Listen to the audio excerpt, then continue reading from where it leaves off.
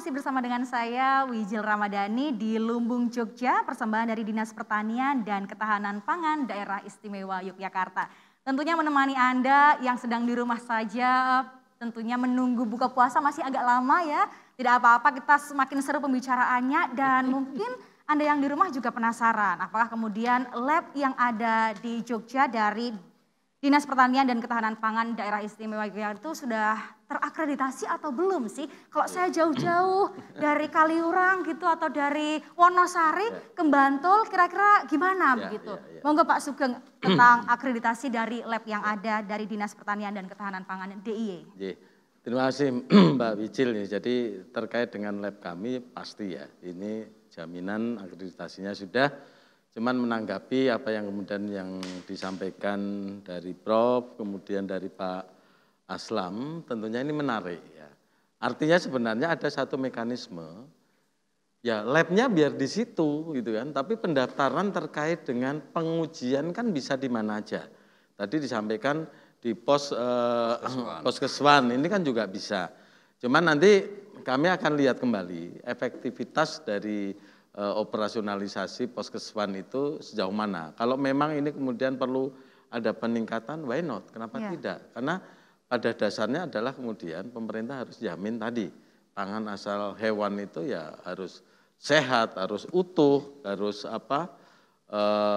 sudah ada hasil ujinya, ini akan lebih clear. Jadi yang disampaikan tadi Pak Aslam, tentunya ini kami akan coba optimalkan ya peran pemerintah di Poskeswan tadi dan mestinya ada slot-slot yang memang bisa dilakukan. Karena memang betul sekali ya kalau ternak kita lebih banyak di Gunung Kidul, labnya ada di Bantul ini memang jauh ya Pak Aslam ya. Jadi nanti kira-kira saya punya bayangan dari apa yang kemudian menjadi pendapatnya beliau, pendaftarannya bisa di mana aja gitu kan, nanti hanya mengujinya nanti kan oleh petugas bisa dibawa ke lab. Kami kira seperti itu dan selanjutnya terkait dengan kemungkinan nanti kita akan memanfaatkan dana desa maupun dana ACE ya, yang tadi sampaikan betul bahwa dana ACE ini sekarang sudah ada mekanisme BKK, bantuan keuangan khusus ya. Dan yang lebih hebat lagi sekarang itu langsung ke desa. Artinya ini satu momentum yang baik bagi Dinas Pertanian dan Ketahanan Pangan untuk kami mendekat ke teman-teman di Pani Radio Keistimewaan. Ini ada sesuatu yang istimewa yang bisa dilakukan oleh Dinas Pertanian dan itu dibutuhkan oleh masyarakat pada konteks pemenuhan pangan asal hewan. Kemudian kita secara psikologis ya akan menggunakan dana ACE dan tentunya keistimewaan itu justru dengan tadi Pak Aslam mengusulkan adanya pelayanan di tingkat desa terkait dengan itu istimewanya dan kami kira nanti teman Pani Radio Keistimewaan mesti akan clear. Jadi siap menjawab tantangan dari Pak Aslam ya Pak ya? Kira-kira begitu ya.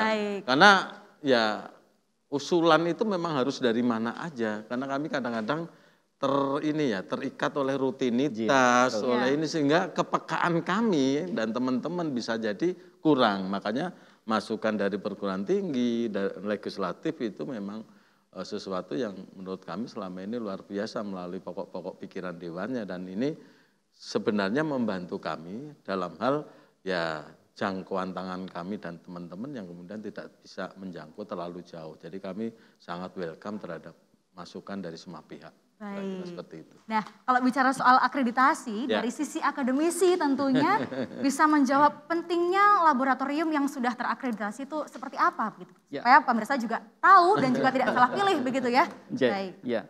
Baik, terima kasih Mbak Wijil.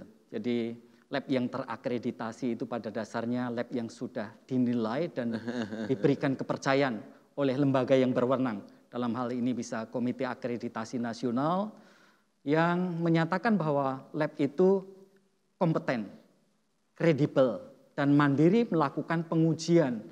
Ya, untuk melakukan pengujian diagnostik untuk memenuhi persyaratan tertentu. Ya, dalam hal ini pengujian tertentu.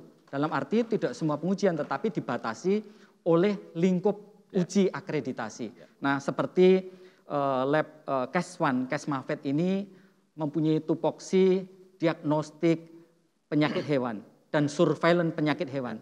Tapi yang kedua juga mempunyai tupoksi penting dalam pengawasan produk asal hewan. Nah itu artinya pengujian yang dilakukan oleh lab itu yang terkait dengan kompetensi, misalnya tadi disebutkan, pengujian titer antibodi terhadap virus AI, itu sudah terakreditasi.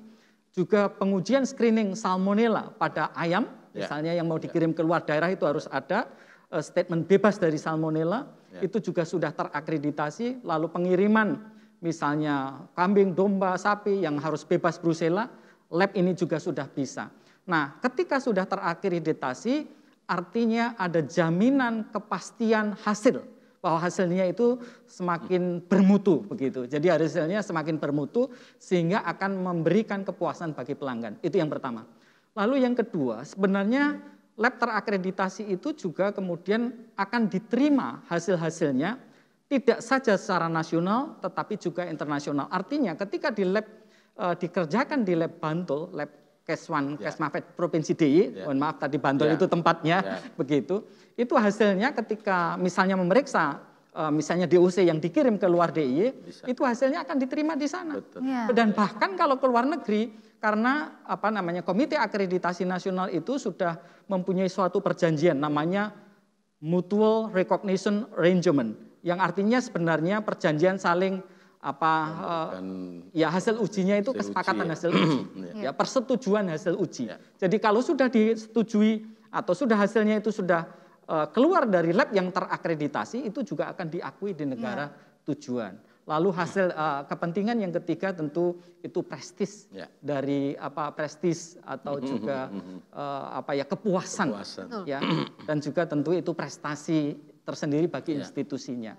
Dan tentunya akademisi juga siap mendukung ya Pak ya? Oh jelas kalau itu, karena saya mungkin juga perlu laporkan Bapak Kepala Dinas, mungkin kami dari Fakultas Kedokteran Hewan, mungkin secara khusus dari lab mikrobiologi itu kan juga membidangi masalah diagnostik. Maka kita bisa sharing teknologinya. Nah demikian juga yang pertama kita termasuk yang membantu membidani dari lab Kesmafet ini sehingga terakreditasi. Kedokteran hewan. Masih ada beberapa hal yang terkait dengan mungkin pengembangan ke depan, mungkin juga minta dukungan Bapak Aslan dari Dewan terkait misalnya pengembangan diagnostik yang berbasis molekuler. Alatnya sudah ada, alatnya sudah ada. Tinggal nanti bagaimana teknik uji dan pelaksanaannya kita bisa support. Itu yang kita bisa berikan untuk mensupport lab ini terus maju dan berkembang dan semakin banyak yang terakreditasi. Baik. Demikian Mbak. Luar biasa sekali tentunya Pak Aslam juga tadi sudah terjawab ya Pak ya. Siap bersama-sama. Kita tentunya memajukan supaya masyarakat yang ada di rumah juga tidak perlu khawatir, tidak perlu ragu lagi.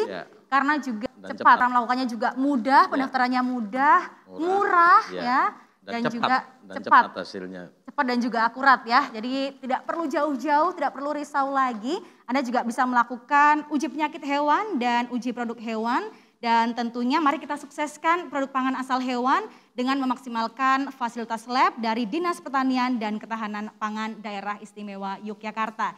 Dan tentunya Lumbung Jogja, persembahan dari Dinas Pertanian dan Ketahanan Pangan Daerah Istimewa Yogyakarta, mengucapkan terima kasih kepada Tio Satrio Band dan juga kepada venue kita yang begitu indah tentunya dari Joglo Mandapa Butik Hotel and Resto. Dan kami ucapkan juga bagi Anda selamat berpuasa, sampai bertemu di hari kemenangan. Dan terima kasih juga kepada narasumber kami yang luar biasa. Semoga menjadi ilmu yang bermanfaat bagi seluruh pemirsa yang ada di rumah. Dan saya Wijil Ramadhani pamit, terima kasih dan sampai jumpa, sampai bertemu di Lumbung Jogja berikutnya. Katakan rindu, bila kau rindu, katakan saja ingin bertemu. Janganlah lama engkau memendam, katakan bila rindu.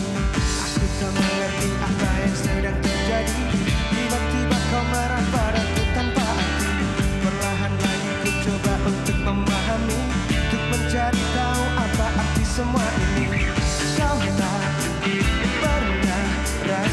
jadi diriku saat kamu begitu.